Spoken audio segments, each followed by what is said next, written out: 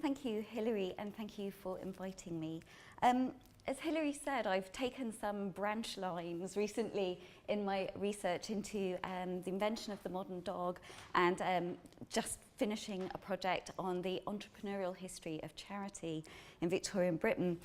But I'm going to talk largely today about what I think of as the mainline journey of my research career, which has been very much focused on working class lives, working class subjectivities, and emotional interiorities.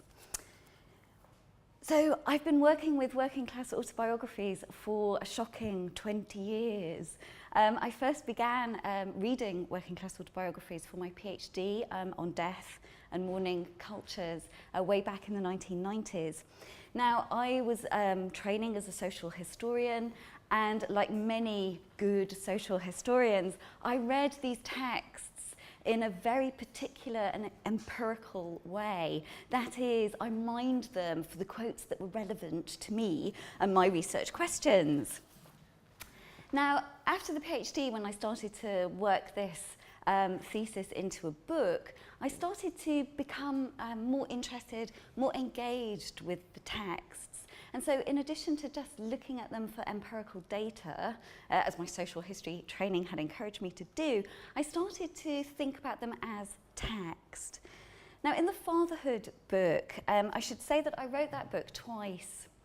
The first time I wrote it, the first version of it, was still very much a traditional social history. It drew on a very vast collection of empirical sources. At the end of writing it, and this is dreadful for Ref, but I decided I just didn't like it very much. It didn't do what I wanted it to do, and I decided to go back and start over. And to rewrite it entirely as a dialogue with autobiographies. And in the end product was a book that talked about around 100 published autobiographies by people born into working class families, born between 1865 and 1910.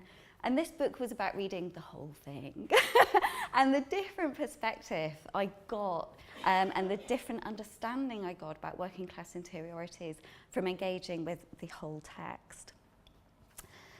I was interested in that book in the caveats, the qualifications, and the motivations that characterized personal accounts and the ways in which authors chose to tell their stories. Mostly, but not exclusively, these were autobiographies that had been published. Often, though again not exclusively, they were authors who achieved exceptional things in life. What was striking about them was that their origins were so banal. And their relations and their friends typically had much more pedestrian life outcomes than the authors. Adult authorial identities inevitably shaped the stories that were told and how they were told, but I saw this as the great interest in these autobiographies, not a weakness. It's the thing that I found compelling and that I remain interested in now. So what I'm going to talk about today is partly about my next destination on that mainline journey, where I'm kind of coming full circle in a strange kind of way. So autobiography, as we know, is a deliberate composition with emphasis on particular events and characters, written in a chosen genre with particular stylistic modes, and edited for coherence. The stories told in autobiographies are never, ever accidental. The personal forever treads a line with the political. Stories of childhood were often told through the matrix, stories of childhood often form the matrix through which the development of an adult ideological self is posited. Now, some historians recently have queried interest in the micro stories of lives, arguing that they miss the big questions. I would argue that family stories are inextricable from everyday inequalities and, by extension, the big themes of class and gender and politics. After all, our families are the locus where we experience and where we learn to survive inequalities, hopefully. Most of the autobiographies I have used were written in or after the interwar period, that's the 1920s to the 1960s. Many of these authors were aware of psychoanalysis. A small minority declared that they had engaged in therapy. Others used pop psychology to explain their family lives and their trajectories. Whether or not authors embraced new modes of psychology, and some were explicit in rejecting them, recreating one's past demanded an imaginative leap. Authors assigned meanings to their experiences, personalities, and relationships that enabled them to explain who they were here and now. So the Fatherhood book chose to interrogate what authors wanted to narrate and how, and that's really what I was interested in, the how. That is the language and the narrative devices that they used relating to having and being a dad. The book showed how family and home were both material and imaginative spaces. I was interested in experiences, so still that empirical world, but more crucially the meanings invested in those remembered experiences. Now, since finishing the book, I returned again to those autobiographies, and one of the areas I've become particularly interested in is the relationship between autobiography and ageing, and narratives of male ageing in particular. And I should say here that old in these stories tends to refer to around 55 and over. So what I'm interested in is both the imaginative constitution of plebeian older men, the imperatives towards imaginative frames of reference, and more particularly, the apparent limits of what could be imagined and how.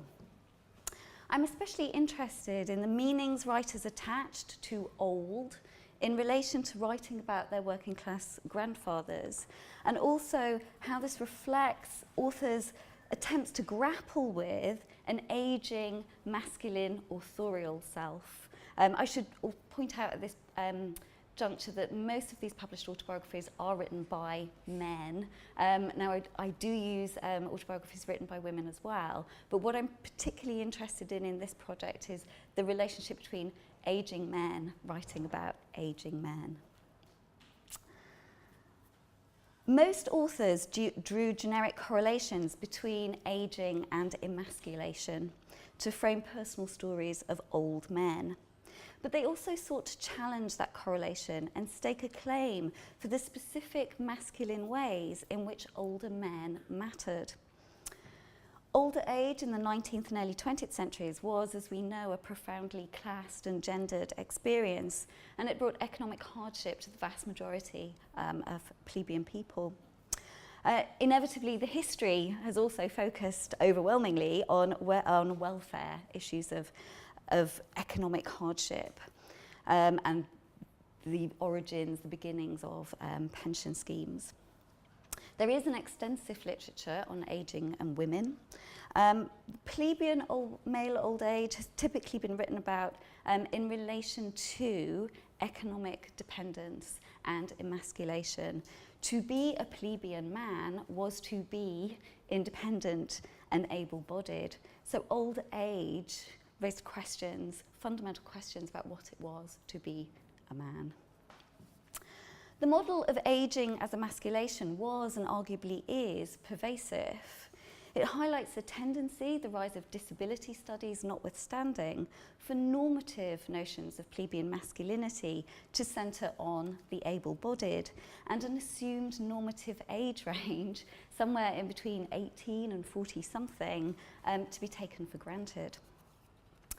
Many, especially male autobiographers, wrote about masculine old age in a very heavily politicised welfare matrix. Men were dependent because they were frail and broken after decades of manual labour.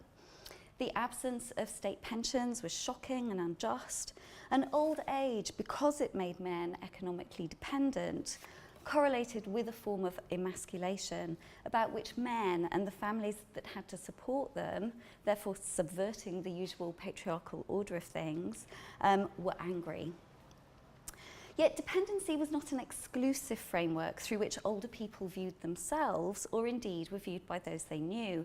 As Karen Chase has noted in her literary study of old age in the Victorians, any understanding of the elderly poor must begin with acknowledgement of the sheer variation in their experience.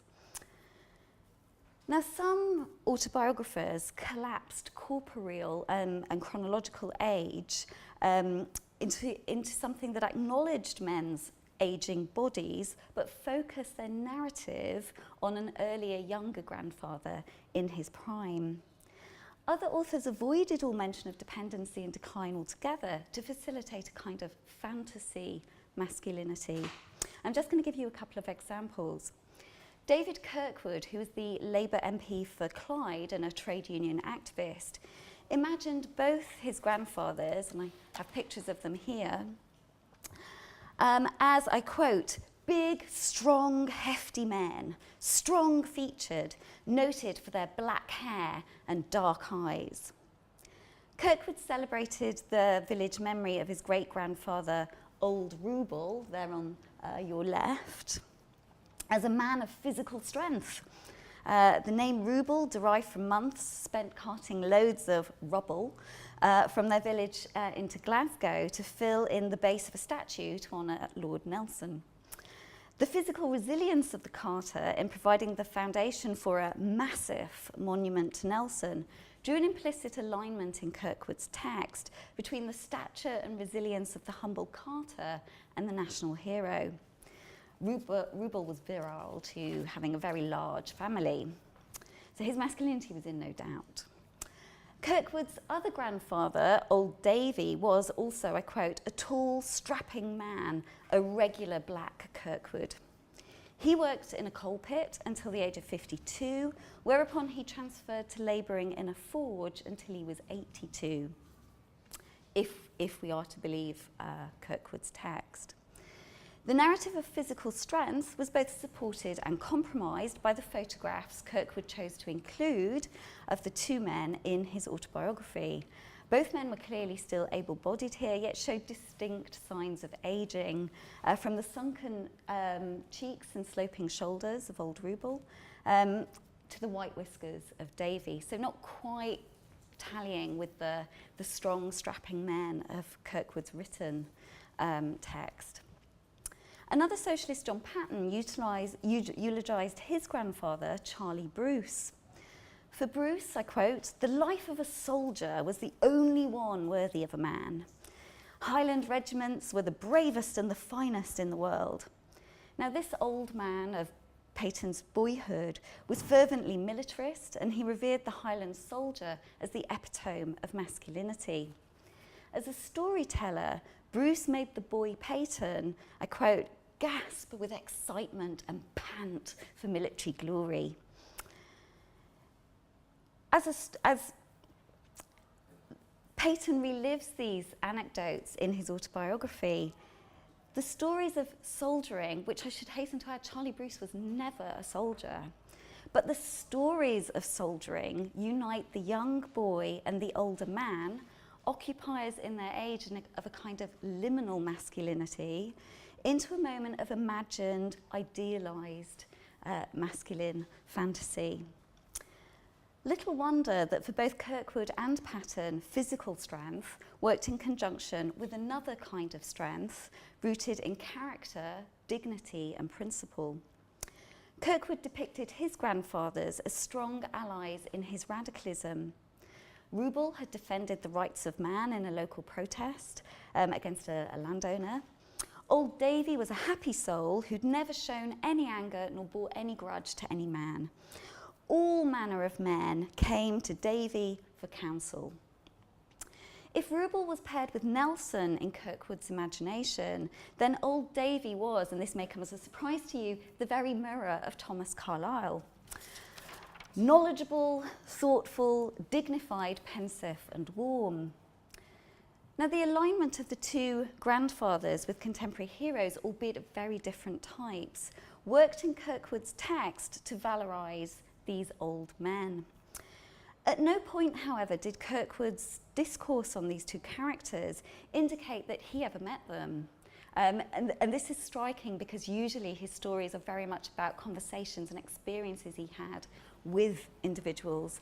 There's nothing in the text to suggest that he actually knew these men.